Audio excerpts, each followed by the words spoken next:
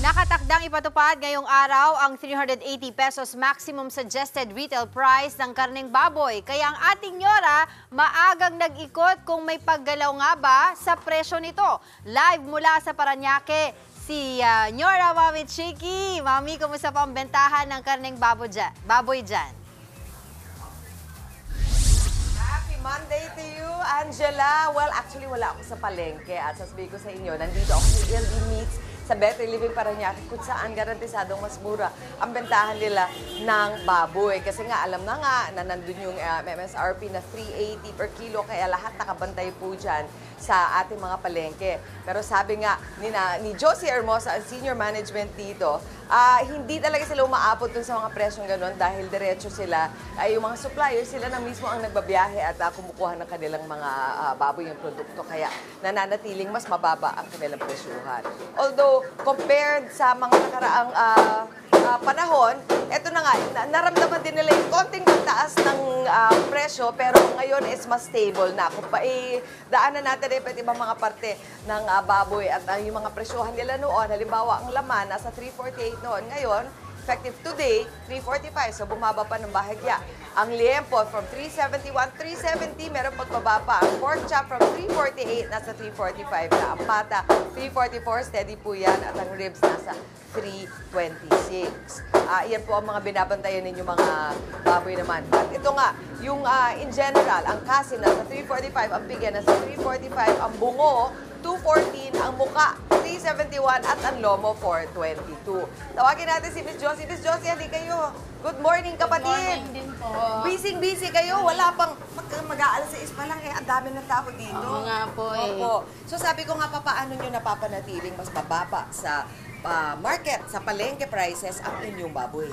Kasi naman po, ma'am, sa amin naman, hindi naman po nagpapalaki ng tubo si boss. Kumbaga, kunting tubo lang, okay na sa amin para makatulong din kami sa mga kamamamayan dahil dito sa Parañaque at saka sa ibang mga branch pa namin. Opo. So talaga marami kayong mga branch. Ilan na nga? 27 na po. 27 sa buong Metro Manila Opo. po yan. Ay, mayroon din po kami sa bandang Laguna. Okay. Opo. Tagagaling ang inyong mga baboy sa nandiyan, Quezon. Opo, May Rizal. Quezon. May Batangas. Batangas. Ayun. Sa usapin kasi di ba nagkaroon nga ng swine flu noon. Opo. Kaya Oo nga naapektuhan po din eh. yung presyo in Opo. general. Opo. Problema pa po ba yan ngayon? Sa ngayon po kasi, ganun pa din eh. Oo. So, pero at least iniiwasan kahit, kayong mga supplier. hindi naman. Mga depende naman sa ngayon po, yung baboy natin, medyo bumababa na. O, napansin Kaya nga natin. siguro dahil nga na hindi kagaya ng mga nakaraang taon ng ang ASF ganun pa ka So, tao. mas problema noon. So, mas nakukontain na ngayon. nakukontain na ngayon Tapos sabi kasi- niyo nga, seasonal din. Sabi niyo pagdating ng March, April, mas gaganda pa ang presyo. Yan ang Opo. taon-taon ganun. Di naman po yung last year, mas bumaba yata. Bumaba? Oo. Mas maganda. Opo. Habang ito nga, talagang daming tao, nakapila sila sa labas, ano? Ano po ang magagandang tips? Mamaya, hingi pa ako na sa inyo ng gusto ko yung mga tips na binigay niyo sa akin. Secret pa ngayon, mamaya, ibibigay ko sa inyo. Ngayon ko lang narinig yung mga tips na ganito. Angela, ha, dadaanan natin mamaya. Pero, kung ako ay on a budget, sabihin niyo sa akin kung ano yung parting magandang bilhin ngayon.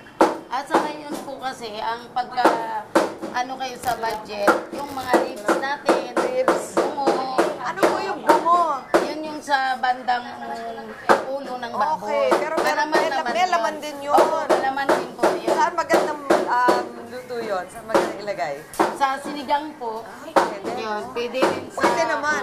Ihalo nyo na lang, kumukuha kayo ng konting laman, tapos ihalo nyo sa buo. Opo, pwede rin. Talo-talo na yun, di ba? Opo, para mas makamura kayo compare sa liempo. Oo. Alam nyo ba, merong tips si Ma'am Josie kung paano mas pinapalaki yung mga parte ng baboy ninyo para hindi siya mag-shrink. Mamaya po yan sa pagbabalik dito sa ELD Meat sa Parañaque. For now, back to studio. Alright. Maraming salamat po, Mami Chiki. kung wala pa po kayong naiisip na ulam ngayong araw, may tip po ating Nyora kung anong mga putahe ang pwedeng lutuin gamit po ang ating karning baboy. Live pa rin mula sa Parañaque, Nyora, Mami Chiki! Mami, ano po ba mga suggested ulam para po sa mga kapatid kasama natin? natin pa rin. Oo, kasama na si Josie Hermosa magsasabi sa inyo yan. Ay, yung bungo nga pala, pwedeng gamitin panluto. Alam niyo ba yun, mga mami? Nakakatakot pakinggan, pero nilaman pala yung bungo ba? Halika, Josie. Busy si Josie. Tinan niyo naman yung tindahan nila dito sa ELD Meat. 3:30 pa lang, ganito na po. Kaingay, ganito na po. Kadaming tao, no? Kasi alam nila po saan mura. Kung hindi nyo po napanood yung unang pasok namin, ang promise po ng ELD Meats is napabasa nila ang kanilang mga presyo mas mababa kesa sa palengke. So yung 380 na maximum SRP sa palengke, hindi sila umaabot doon. Tama, Josie? Opo, hindi po. Oo. Okay, ngayon, dahil sila po ang expert dito sa baboy, magbigay tayo ng konting tips. Unang-una, sabi nga natin, yung buko maganda yan kung ikaw ay may budget, nasa budget. Opo. Halimbawa, kinukulang ka po sa budget, pwede po yung kapalit ng imbis na liempo yung bibilhin mo kasi medyo mas mataas siya. Pwedeng bungo at saka... Bungo dyan? Meron po. Hindi ka naman doon Ano? sa kay kuya doon. Kuya! Abet niyo, Di ba pahingin itsura ng bungo. bungo? Kasi ang alam ko yung habang Ito kinukuha po, yung yan, bungo. yan. Eto. Malaman Eto po din yung yan, bungo. ma'am. Ay, Yan. marami naman laman. Oh, marami po Diba? naman. Okay. So parang Opo. pwede rin yan saan ko pa nakita. Nilaga. Pwede. Nilaga, sinigang. pwede po, Kasi sinigang. masisip-sip naman yung lahat ng lasa. Opo, Mapupunta doon sa opo, sa sabaw. sabaw. Ayos yan. Kung ngayon naman, kung kayo ay medyo mal nakakaluwang, ang lomo, kaya pala nasa 422 per kilo. Dahil dalawang piraso lang na lomo sa isang baboy. Isang baboy. Saan At naman ginagamit yun? Pwede po yun, ma'am, pang pork steak. Ang kadalasan po bumibili nun, yung mga gusto nilang ayaw ng may taba.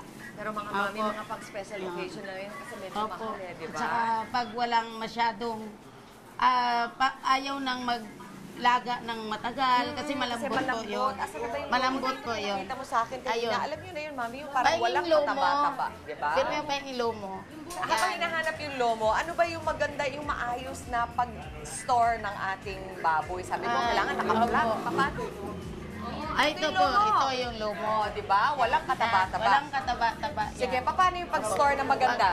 Kailangan po, pagka galing kayo sa, halimbawa, nakabili na kayo, diretso ka agad sa bahay, tapos hugasan, at saka ilatag mabuti sa freezer po yung Saan yung linalagay? karne. Binabalot nyo pa ba? Hindi. Binabalot na ba po? O kaya yung binabalot sa plastic, Plastic, tapos yung parang saran wrap. Opo, ayun, pwede. Kasi may mga customer din kami ganun yung ginagamit. Oo. So, paano? Dapat pina-flat ba yan? Nakadapa? Ano ba yung Apo, tawag? Ano ba yung nakadapa? Hindi Hindi nakatayong po. ganun. Oo. Pwede din, depende sa freezer mo. Okay. Pero gusto Opo. yun. Tapos, di ba meron kang tip kung namamalengke kayo, ano yung unang dapat binibili? Gulay muna, manok muna, baboy muna.